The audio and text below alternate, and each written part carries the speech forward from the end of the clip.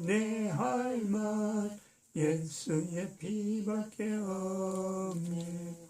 여의 찬미 제목은 예수님 피밖에 없네. 예수님 흘린 피 날 이해하오니 귀하고 귀하다. 예수님 피밖에 없네. 아멘. 하나님 말씀 창세기 3장입니다. 창세기 3장 1절에서 6절 말씀 교독합니다. 1절 말씀 제가 먼저 받들어 봉독드립니다. 여호와 하나님의 지으신 들짐승 중에 뱀이 가장 간교하더라. 뱀이 여자에게 물어 가로되 하나님이 참으로 너희들의 동산 모든 나무의 실과를 먹지 말라 하시더냐. 여자가 뱀에게 말하되 동산 나무의 실과를 우리가 먹을 수 있으나 동산 중앙에 있는 나무의 실과는 하나님의 말씀에 너희는 먹지도 말고 만지도 말라 너희가 죽을까 하노라 하셨느니라. 뱀이 여자에게 이르되 너희가 결코 죽지 아니하리라. 너희가 그것을 먹는 날에는 너희 눈이 밝아 하나님과 같이 되어 선악을 알 줄을 하나님이 아심이니라. 여자가 그 나무를 본즉 먹음직도 하고 보암직도 하고 지혜롭게 할 만큼 상스럽기도 한 나무인지라. 여자가 그 실과를 따먹고 자기와 함께한 남편에게도 주면 그도 먹은지라. 아멘.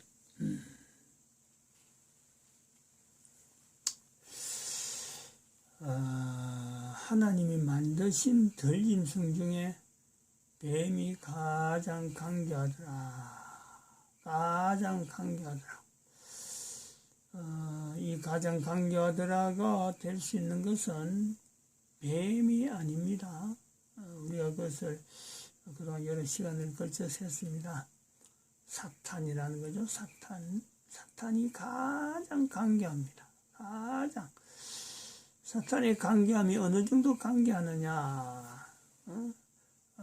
미시하게, 아주 세미하게, 우리가 그 세심하다 이러잖아요. 세심할 정도로 가장 간교한 것이, 이 성경에 나오는 간교하더라 하는 겁니다. 사탄이 그래요. 이거는 다른 말로 하면, 사탄이, 넘어뜨리고 하는 자는요, 사탄이 넘어뜨리려 하는 자는 함정을 파가지고 넘어지게 만드는 것 같기 때문에 함정 안에 들어가지 않을 인간이 없다는 거죠. 서브타일이라고 하죠. 서브타일. 섬세하게 완벽하게 100% 참 자기 올무 안에 집에 있는 거는요 100% 됩니다. 100%. 근데 그 간교함이라고 하는 데서 그 간교함을 가지고 이루고자 하는 뜻은 이루고자 하는 일은 다 되느냐? 그건 아니죠. 간교함은 치밀하게 함정이에요, 함정. 함정 자체가 간교한 거죠. 사탄의 함정은 어느 인간이도 피할 수 없는 반드시 그 함정에 들어갈 수밖에 없어요. 그러나 함정에 들어가면 어떻게 되는 거예요? 함정에서 건져내는 방법은, 건져내는 길은 하나님이 하시는데 그건 어쩔 수 없는 거죠. 사탄도 간교함까지는 되는데 간교함 이상은 나타내지 못한다. 간교한 것을 우리가 지금 현재 이야기하기를 이 사탄의 형태를 그대로 나타내는 것이므로 1500년간 교회 이름으로 간교함 속에 간교함이 들어있는 이 교회 이름 속에 들어가 있는 이 교황제도죠. 교황제도. 이 교회 이름을 사용한 이 교황제도 인류가 지금 2012년을 공칙년 들어간 2020년 현재로 분명하게 이 가장 간교하더라는 바로 사탄이 쓰는 용어인데 사탄한테 덧입혀서 지금 현재 쓰고 있는 교황제도다. 이걸 인지를 해야 돼요. 지금 인지를. 지금 안 하면 안 됩니다. 나중에 뭐 하면 되지 않은 어림도 없습니다. 지금 2012년 지금은 바로 사탄을 인지할 수 있는 교황에 대해서 사탄을 인지하는 하나의 훈련이에요. 훈련. 다음 때에서는 사탄이 직접 나타나기 때문에 지금 교황을 통해서 사탄을 인지하면 안 된다. 지난 주간에는 이 동영상 하나를 보였습니다. 2020년 10월 9일 미국 대통령 트럼프가 리제노롬이라는 그 약이죠. 약. 코비드 19 중국 폐렴으로 인해서 전 세계가 지금 고통당하고 있는데 그 치료약을 소개했어요. 자기 스스로가 임상실험의 대상자가 피시험체가 되어서 스스로가 75세 먹은 할아버지가 미국의 대통령이 인류에게 치료약을 하는데 자기 스스로가 나이 75세 이걸 했다는 거죠. 그래서 너무나 큰 인류의 큰 사건이기 때문에 그 사건을 우리가 지난 시간에 소개하는 그 스피커 스튜디오라고 하는 그 유튜브를 통해서 우리가 봤습니다. 그래서 그거로 볼 때 우리가 2020년 11월 3일 미국의 트럼프 대통령이 재선이 되면은 반드시 교황 세력을 비하하는 자들은요, 저희들은 그 백신을 무상케 되기 때문에 백신 개발을 완전히 묵사발 만들었잖아요. 그러니까 이 트럼프 대통령을 그냥 두지 않고 아마 그 저격 내지는 암살 여러 방법으로 시도를 할 겁니다. 한 번, 두 번이 아닐 겁니다. 1차 안 되면 2차, 2차 안 되면 3차까지 해서 막 끈질기게 따라붙을 거예요. 그런데 그런 것은 마치 사탄이 계략적으로 어떤 접근은 해는 것까지는 맞더라도 그 함정이 걸리는데 불구하고 함정이 자기들 원하는 대로 되지 않는 이것이 미스로 끝나든지 아마 여러 가지 사태로 나올 거예요. 그래서 결국은 뭐가 드러나냐? 사탄이 드러나요. 사탄이. 교황이 사탄의 하수인이구나. 인간 탈을 쓴 제도가 바로 사탄이 인간 탈을 쓰고 하는 제도가 바로 교황 제도구나. 모든 인류가 이를 경악하는 그런 형태로 나아갈 거로 봅니다. 오늘 하루도 한 번 더 동영상을 보여줍니다. 이 동영상은 또 특별한 메시지가 물론 그거 지난 주간에 보여준 것도 관계는 있습니다만은 또 다른 위치가 있어요. 역시 스피커 스튜디오에서 나오는 열병식, 북한의 열병식을 10월 10일 날 밤에 했어요. 밤에. 제목이 열병식 왜 밤에 하느냐, 열병식을 왜 밤에 했을까 하는 내용인데 한번 들어보시면 여기에 중요한 단어가 하나 나오고 또 상징하는 바가 또 중요한 내용이 나옵니다. 두 가지 나중에 맞춰서 또 영상물 맞춰서 설명을 할 겁니다.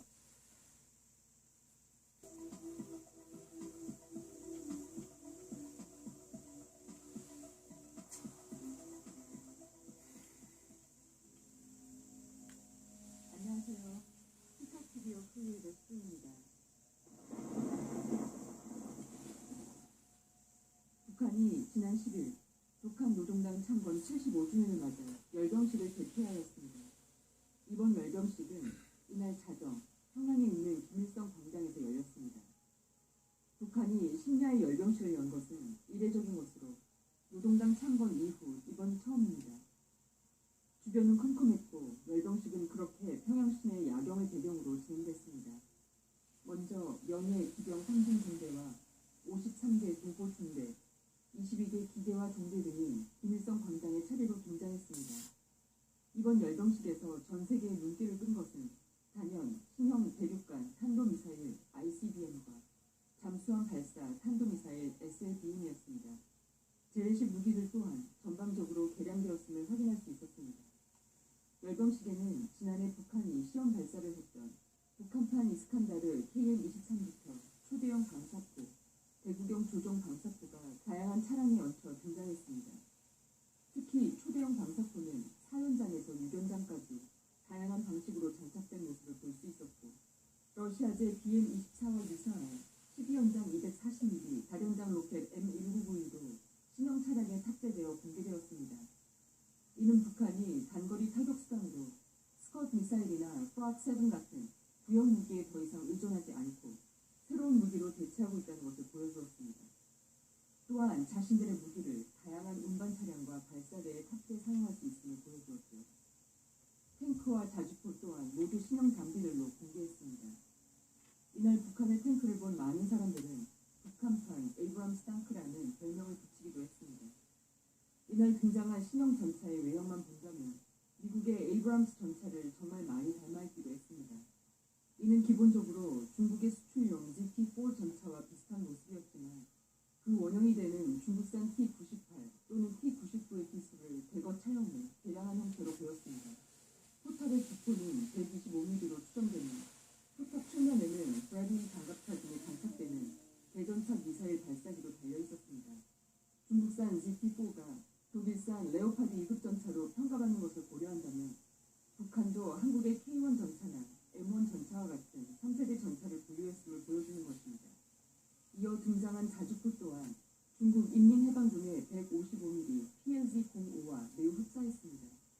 만약 성능도 유사하다고 가정할 경우 사거리 연장탄을 장착하면 무려 50km 이상의 사거리를 확보할 수 있다고 합니다. 미군 고기동 장갑차 스트라이커와 비슷한 신형 보병 전투 차량도 등장했습니다. 중국 인민해방군이 미군 스트라이커를 카피해 만든 08식 장갑차를 개량한 것으로 보였습니다.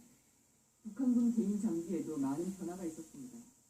열병식에 등장한 개인 장구가 현재 북한군 전체에 보급된 것은 아니지만 앞으로의 목표를 보여주는 것으로 풀이할 수 있습니다. 열병식에서 북한군 보병은 북한판 AK-47이라고 불리는 560 보총이 아닌 5.56mm 구경의 탄환을 사용하는 AK-151과 매우 흡사했습니다. 특수부대로 추정되는 병사들은 특수탄창을 장착한 AK-74U 또는 소음기와 광학 장비를 장착한 AK 소총을 들고 나왔습니다. 헬멧에는 야시경이 달려있었고 손목에는 PDA 단말기가 부착되어 있었습니다. 그렇다면 북한은 왜 하필 심야 시간에 열병식을 가진 것일까요? 이를 두고 전문가들은 컴컴한 새벽에 열병식을 한 것은 김정은이 마지막까지 트럼프를 의식해 열병식 수위를 대폭 조절했다거나 노동당 창건 75주년 행사를 특색 있게 준비하라고 한 김정은의 지시에 따른 것이라고 분석했습니다. 특히 야간에 열병식을 진행할 경우 한미 정보 당국 등이 전략무기 자산을 파악하는 데 다소 장애가 될 수 있다는 점도 새벽에 행사를 치른 배경으로 거론되었습니다. 즉 야간이어서 열병식에 공개한 신형 무기의 식별이 쉽지 않다는 점, 미 대선을 앞둔 트럼프 대통령을 자극하지 않으려는 의도 등이 복합적으로 작용한 것이란 분석을 내놓은 것이죠. 물론 북한이 국지 도발이나 핵실험 등의 무력 도발을 하지 않더라도 미국은 북한의 열병식 자체를 무력 선전으로 보기 때문에 이 또한 군사적 도발로 간주될 수 있는 것이 사실입니다. 그렇다면 야간에 열병식을 하는 것이 정말 전력 노출을 피할 수 있는 방법일까요? 북한이 전력 노출을 꺼려 야간을 택했다고 설명하기에는 이번 열병식에 나온 장비들이 너무나도 선명히 식별되었습니다. 열병식 행사장 사열대의 가로등과 도로의 불빛, 그리고 도요라는 각종 무기들을 향하고 있는 여러 가지 조명들 때문에 오히려 한낮의 자연광보다 북한의 장비들이 더 번쩍거리고 디테일하게 잘 보였다는 평가가 있습니다. 열병식 때 찍힌 사진들을 보신 분들이라면 잘 아시겠지만 야간이라고 해서 화기가 보이지 않거나 위장 무늬와 색을 구분하지 못할 정도는 아니었습니다. 북한 병사의 군복, 수총의 액세서리 파츠까지 파악될 정도로 모두 선명히 보여졌습니다. 오히려 인공 조명 때문에 카메라가 비추는 피사체가 더 선명하고 뚜렷하게 보였다는 분석도 있습니다. 즉 북한이 심야 시간을 택한 것은 전력 노출을 피하기 위함이 아니었다는 것입니다. 자신들의 무기를 숨기고자 했다면 애초에 열병식에 신무기 자체를 선보일 필요도 없었겠죠. 이번 열병식에 대해 이처럼 다양한 분석이 나오고 있는데 이번 열병식이 보여준 과거와의 가장 큰 차이점은 밤에 이루어졌다는 것입니다. 그렇다면 낮과 밤의 가장 큰 차이는 무엇일까요? 밤하늘에는 볼 수 없는 것이 딱 하나 있습니다. 바로 태양입니다. 북한은 이번에 태양이 떨어진 열병식을 한 것입니다.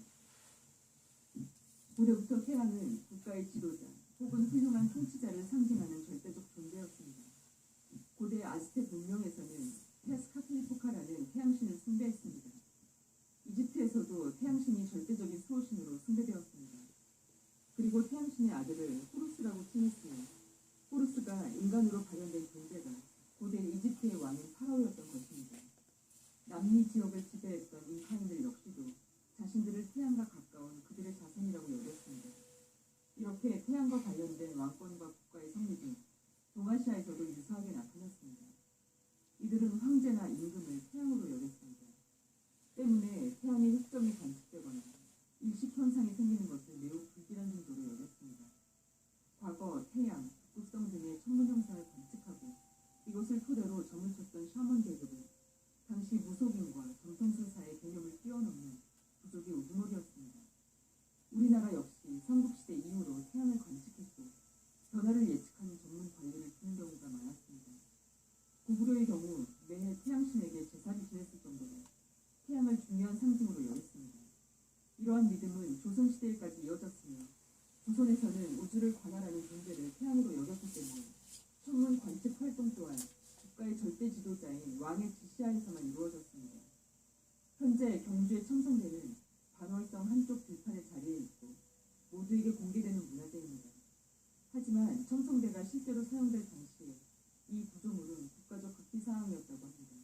그런데 현대사회를 살고 있는 지금도 국가가 공식적으로 천명한 태양신을 숭배하는 유일한 나라가 존재합니다. 그것이 바로 오늘날 북한입니다. 김일성, 김정일, 그리고 현재 김정은으로 3대 세습체제가 이어지는 과정에서 북한의 지도자들을 실족화하는 사업은 끊이지 않고 이어져 왔습니다. 이 중에서도 단연 김일성은 북한 역사상 유일한 주석으로 남아있으며 민족의 태양으로 불릴 만큼 절대적 존재로 초랑받고 있습니다. 북한에서는 절대 지도자인 김일성의 생일 4월 15일을 태양절이라고 칭합니다. 4월 15일은 지금까지도 북한에서 가장 크게 지내는 명절 중 하나입니다. 그리고 북한 인민들이 태양처럼 떠받드는 김일성은 1945년 10월 10일 노동당을 창건합니다. 이처럼 북한에서 태양은 자신들의 정체성을 상징하는 가장 큰 존재입니다. 그런데 어찌된 영문인지 북한의 최대 행사인 이번 열병식에서는 자신들의 생명과도 같은 태양이 없었다는 것이죠. 북한 노동당이 1년 또는 그 이상을 준비해서 개최하는 열병식에 태양을 배제했다는 것은 과거였다면 상상도 못할 일인 것입니다. 이것은 올림픽에 성화 분성이 없는 것보다 더 이상한 현상입니다. 그렇다면 김정은 국무위원장은 왜 이런 결정을 한 것일까요? 현재 북한은 아마도 이런 구도를 취하고 있는 것은 아닌지 생각해 봅니다. 그런데 미국과 북한의 이러한 관계는 우리가 생각하는 것보다 훨씬 오래전부터 형성되어 왔을 것입니다. 아마도 지난 2018년 싱가포르에서 두 정상이 만났을 때부터 이들의 관계가 시작되지 않았나 생각해 봅니다.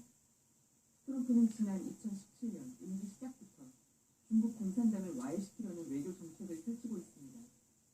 중국을 지속적으로 견제하기 위해서 한반도라는 지정학적 위치가 필수적으로 요구될 수밖에 없는 것이며 미국의 입장에서 봤을 때 한반도에서 북한이라는 존재는 중국과 국경을 마주보고 있는 매우 중요한 위치에 있는 국가인 것이죠. 다시 말해 미국이 중국을 상대하기 위해서는 북한 정권을 먼저 접수해야 훨씬 더 수월하게 진행되는 것입니다. 수많은 전문가들은 향후 트럼프가 한반도 이북 지역인 만주 일대로 진출하려는 계획을 갖고 있다고 분석합니다. 이를 실현하기 위해서 북한을 접수하는 것은 어찌 보면 당연한 것입니다. 트럼프 행정부에게 북한은 무력 점령의 대상이 아니라는 것입니다. 트럼프는 지난 16일 TV쇼에 출연해 만약 민주당 출신이 대통령이 되었다면 북한과 전쟁이 일어났을 것이다 라며 그것은 아마도 핵전쟁이었을 것이다 라고 말했습니다. 과거 힐러리는 대선 후보 시절 트럼프와는 다르게 북한을 타격하겠다는 언포를 하기도 했었죠. 힐러리가 북폭에 대해 언급을 하는 바람에 2017년 한국에서는 다음 달에 북폭 가능성, 100일 안에 북한 불바다 등 북폭에 대한 다양한 이슈가 1년 내내 쏟아져 나왔습니다. 그런데 이상하게도 미국은 계속 뜸을 들이는 모습을 보였으며 북폭은커녕 북한의 어떠한 물리적 행사도 가하지 않았었죠. 그런데 이것은 당연한 일입니다. 대통령이 힐러리가 아니라 트럼프였기 때문입니다. 트럼프는 애초에 북한을 공격할 생각이 없었다고 보는 게 맞습니다. 한반도에 미국 항모가 정박하고 괌에서 이륙한 전략 폭격기가 북한 상공을 비행하는 것도 어찌 보면 하나의 쇼였을지도 모릅니다. 트럼프 대통령 입장에서 자신들이 써먹을 중요한 키맨이 될지도 모르는 국가와 그 지도자, 그리고 절묘한 위치에 자리 잡은 영토, 잘 개발되어 있는 도시와 교각 철도,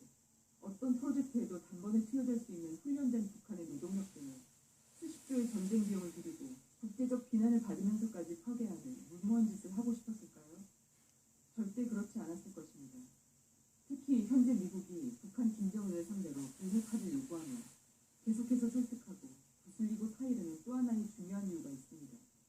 만약 향후 북한이 핵 개발 및 모든 핵무기를 포기한다면 이스라엘이 중동 주변국의 위협으로부터 자유로워집니다. 왜냐하면 북한으로부터 조달되는 이란 등지의 미사일과 핵무기들이 모두 사라질 것이기 때문입니다. 현재 대선 후보인 조 바이든 또한 힐러리와 같은 대국관을 갖고 있는 정치인입니다. 수많은 미국의 정치 평론가들은 만약 바이든이 대통령에 당선된다면 그는 반드시 북한의 물리적 공격을 할 것이라는 예측을 내놓습니다. 아무튼 현재 이와 같은 김정은의 외교적 자세는 과거 북한의 어떤 지도자들에게서도 볼 수 없었던 것입니다. 향후 미국과 북한의 이와 같은 구도는 한국의 정치계에 엄청난 광풍을 불러일으킬 것입니다. 저는 여기서 한 가지 궁금한 점이 생깁니다. 만약 미국과 북한이 손을 잡는다면 현재 한국의 야당 정치인들은 과연 반미를 외칠 것인지 말이죠. 이날 연설에서 김정은은 인민들에게 미안하다는 말과 함께 눈물을 보이기도 했습니다. 연설 중 북한 내 감염병 사태에 대해 언급하면서 벌어진 상황인데 그가 미안하다고 하는 것의 전후는 어쩌면 다른 이유 때문이 아닐까라는 생각을 해봅니다. 지금까지 북한 지도자 중 그 누구도 공식적인 자리에서 인민들을 거론하며 연민의 감정을 전달한 사람은 없었습니다. 90년대 대기근으로 많은 사람이 죽고 질병으로 인민들의 삶이 피폐해져도 노동당의 지도자가 직접 이런 모습으로 인민들에게 메시지를 보낸 적은 단 한 번도 없었습니다. 북한은 노동당 창건 이래 과거 수십 년 동안 미국과 암숙 관계에 있었습니다. 북한에서는 태어날 때부터 죽을 때까지 남녀를 불문하고 미국은 절대악으로 간주하며 미국과 친한 한국을 미제 앞잡이라고 조롱해왔습니다. 그런데 만약 김정은이 이러한 자신들의 전통적인 관념과 자존심을 탈피하려고 하는 것이라면 당연히 북한 노동당과 국무위원장인 자신을 믿어온 인민들에게 미안하다고 말할 수밖에 없었던 것이겠죠. 미국의 대중국 정책은 한반도의 동맹 구도를 우리가 지금껏 상상하지 못한 방향으로 변화시키고 있습니다. 한국의 정치인들과 국민 개개인은 급변하는 동북아 정세의 흐름을 잘 읽고 우리 대한민국과 개인의 발전에 부합하는 지혜로운 선택들을 해나가길 기대해봅니다. 오늘 방송은 여기서 마치겠습니다. 지금까지 스피커 스튜디오 크리에이터 수였습니다. 시청해주셔서 감사합니다. 스피커 스튜디오의 오늘 방송한 내용을 보면은 2020년 10월 10일이죠. 2020-1010 북한의 노동당 창건 이래 왜 밤에 했을까 하는 부분에서 내용 중에서 제가 보는 중요한 단어는 미국이 만주 땅에 올라간다 하는 표현이 있습니다. 만주 땅을 점령한다. 이거는 대단히 중요한 표현입니다. 대단히 중요한 표현. 우리는 오래전에 싱가포르 하담할 때는 이미 그 이전부터 동북아 공존해안이라는 것을 외쳤어요. 동북아 공존한 일본, 대한민국, 북한, 만주, 그리고 몽골 5국이 연방국을 해서 연방제를 해서 중국의 붕괴를 평화롭게 막아줘야 될 것이다. 그리고 싱가포르 회담을 할 때쯤에서는 비핵화가 아니고 북한의 핵은 유지하더라도 중국의 베이징을 겨냥하면 된다. 그리고 비핵화하지 말고 전 세계의 이 핵무기를 낮추는 쪽으로, 수준을 낮추는 쪽으로, 북한이 가진 수준으로 낮추는 쪽으로 기능을 가지면 된다. 그렇게 외쳤던 것입니다. 그래서 이 만주를 지목한다는 것은 미국은 아마 생각도 못했을 거예요. 미국은. 그런데 이 아가씨, 이 여자분이 지금 그 이야기를, 만주를 이야기하고 있고, 여기서 표현한 동북아 공존안을 연결하는 그런 계기가 됩니다. 또 하나 우리가 봐야 될 그 상징적인 내용은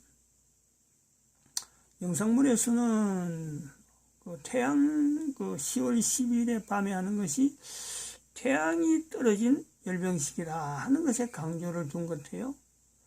그래서 태양이 떨어지는 것에서 북한의 태양이라고 볼 수 있는 김일성, 김정일, 김정은로 연결되는 세습체제가 이제는 제도가 완전히 바뀌는 북한의 정치체제가 북한의 제도가 완전히 바뀔 수 있는 요소를 염두에 두고 있습니다. 근데 그것이 이제 상징적인 요소에서 그런 걸 찾았다고 한다면요. 사실은 여기서 보는 것은 바로 교황제도의 붕괴입니다. 교황제도. 저는 그래 보는 거죠. 그래서 그 상징적인 의미가 크다. 그런 내용을 이야기하는데, 왜 그렇게 교황제도 붕괴라고 하냐면요.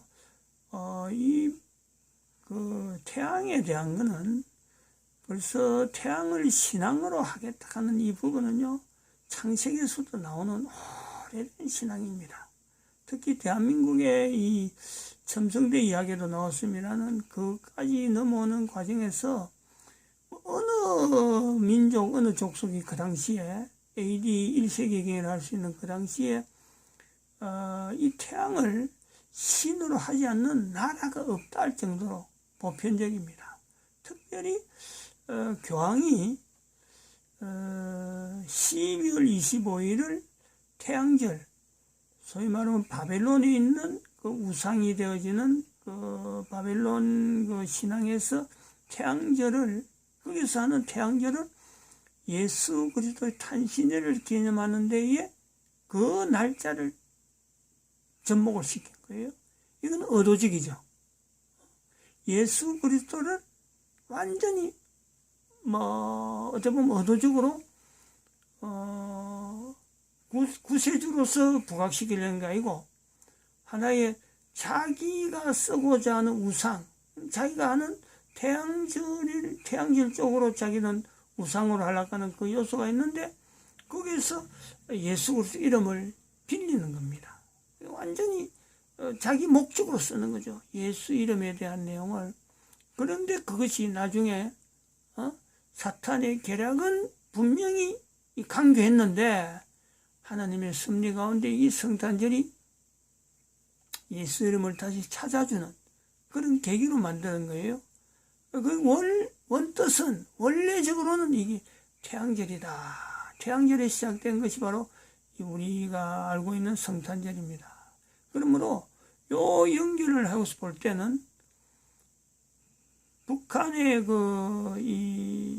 2020년도 10월 10일에 열병식을 밤에 했다. 즉 태양이 떨어진 열병식이다 하는 것에는 북한도 그것이 하나의 북한 체제도 강요되지만은 여기서 주장하는 교황제도 자체가 앞으로는 인류사에서 완전히 붕괴될 것에 대한 하나님의 섭리로 스피커 스튜디오 수 있는 그 유튜브를 통해서요 그걸 우리가 받아들이는 하나의 영상물이다 이렇게 봅니다.